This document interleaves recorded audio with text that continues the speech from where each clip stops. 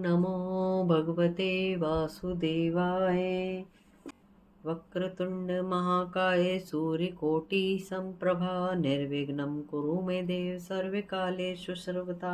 कृष्णाय वासुदेवाय हरये परमात्मने प्रणतक्लेशनाशाय गोविंदाय नमो नमः। आज हम 18वां अध्याय श्रवण करेंगे।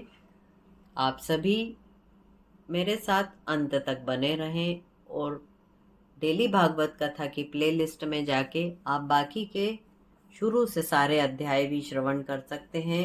इसमें मैंने प्लेलिस्ट आपको नीचे YouTube में सब्सक्रिप्शन के पास में मेरा चैनल मिलेगा। मेरे चैनल को आप जब क्लिक करेंगे तो उसमें आपको प्लेलिस्ट मिलेगी। प्लेलिस्ट में डेली भागवत कथा के नाम से ये प्लेलिस्ट है, जिसमें आपको रोज होने वाला एक अध्याय का पूरा डिटेल मिल जाएगा। वहां से आप सारी भागवत जी श्रवण करते चलें और मेरे साथ राधे राधे बोलते चलें।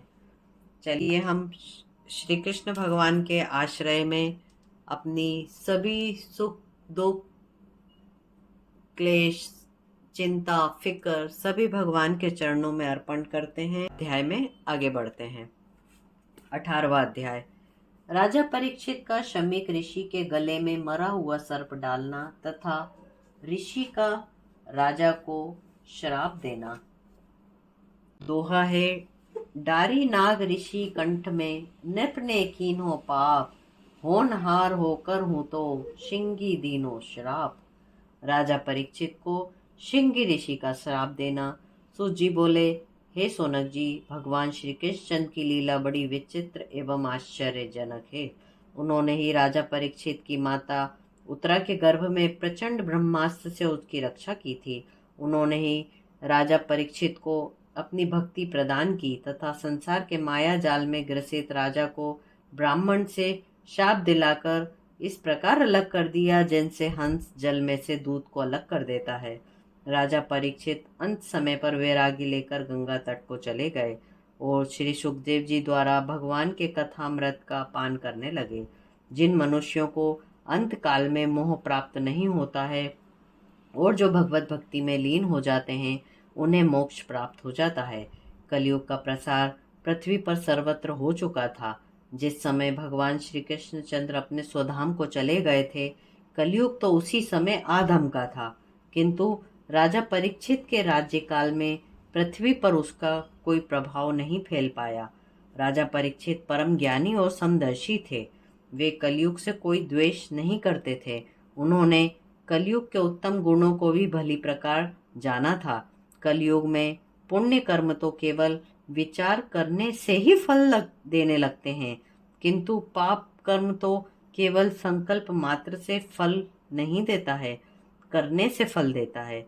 कलयुग में थोड़ा सा भी हरि कीर्तन और भगवत कथा का पाठ तथा श्रवण अनंत फल देने वाला है। प्रेम से बोलो श्री राधे।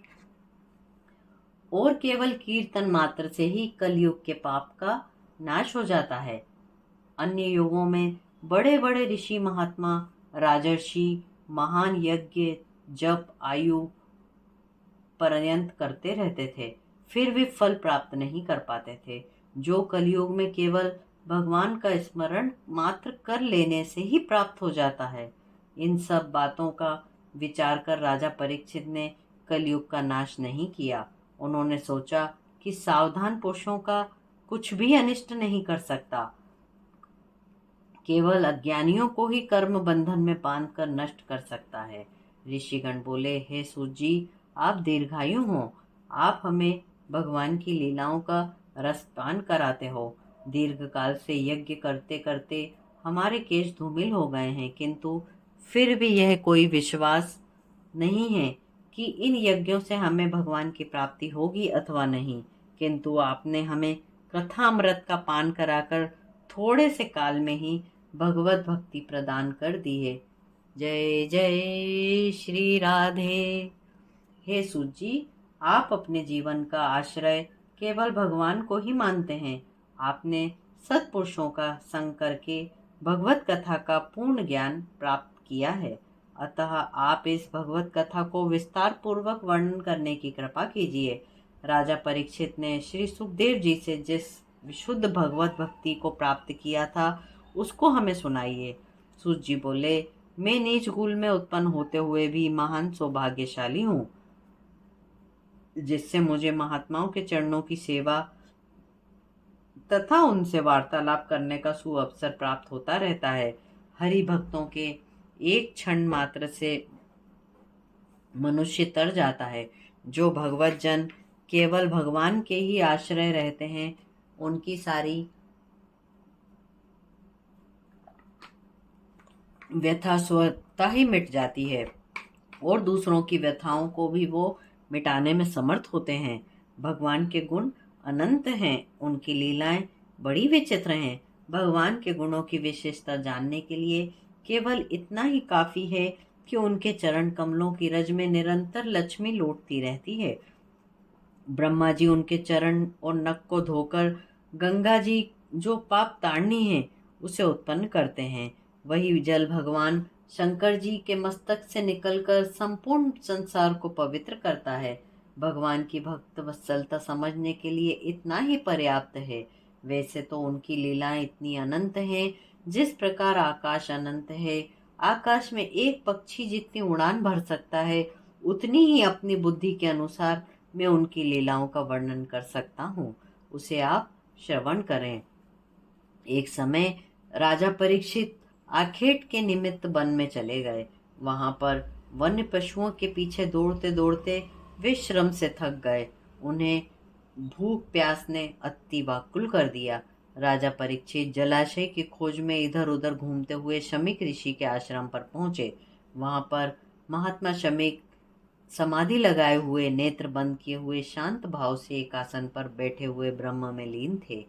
महाराज परीक्षित प्यास से अति व्याकुल थे, कंठ सूख गया था। उन्होंने ऋषि से जल मांगा, किंतु ऋषि समाधिस्थ होने के कारण शांत बैठे रहे। उन्होंने राजा को कोई उत्तर न दिया, न उनको बैठने के लिए आसन दिया। राजोचित सम्मान तो दूर, उनसे किसी ने बात भी नहीं पूछी। यह देखकर राजा को क्रोध आ गया। जिस प्रकार से अपमान और क्रोध का यह उनका पहला अवसर था, उन्होंने यह सोचकर कि ऋषि ने झूठ मूठ नेत्र बंद कर कर मुझे देखकर समाधि लगा ली है, इसने यह सब ढोंग किया है और जानबूझकर मेरा अपमान किया है।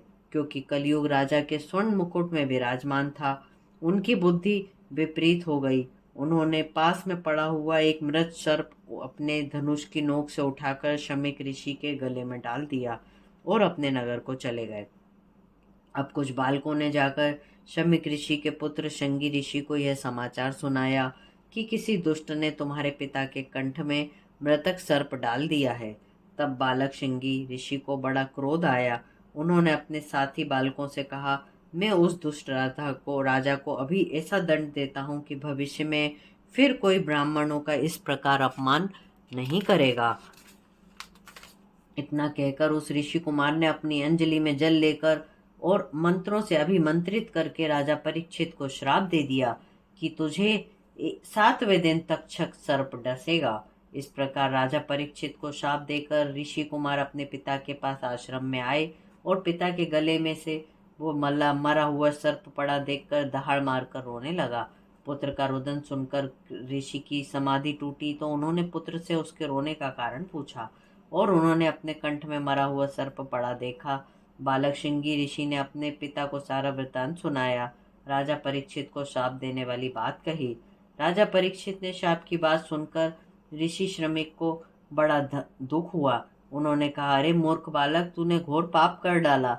उस राजा की थोड़ी सी गलती पर तूने उसको घोर श्राप दे दिया। मैंने भक्त वत्सल राजा को शाप देकर प्राणियों का बड़ा अनर्थ किया है। उसके राज्य में सारी प्रजा सुखी है। हम लोग निर्भयता से जप तप यज्ञ करते रहते हैं। उस धर्मात्मा राजा के राज्य में सिंह और गाय एक घाट पे पानी पीते हैं। चोर लुटेरों का नाम नहीं है। अब राजा के ना रहने पर प्रजा में विद्रोह, वर्ण संकरता फैल जाएगी, अधर्म का राज्य आ जाएगा। यह राजा शाप के योग्य कदापि नहीं था। तूने ऐसे निष्पाप राजा को घोर अपराध किया है। ऐसा ना हो कि राजा तुझे शाप दे दे, किंतु वे परम ज्ञानी हैं, वे ऐसा नहीं करेंगे। ऋषि शमीक अपने पुत्र के अपराध से इस प्रकार पछताने लगे। इसी प्रकार यह 18वां अध्याय समाप्त होता है। कल हम 19वें अध्याय में तक्षक नाग द्वारा अपनी मृत्यु सुनकर राजा परीक्षित का गंगा तट पे जाने का वृतांत श्रवण करेंगे।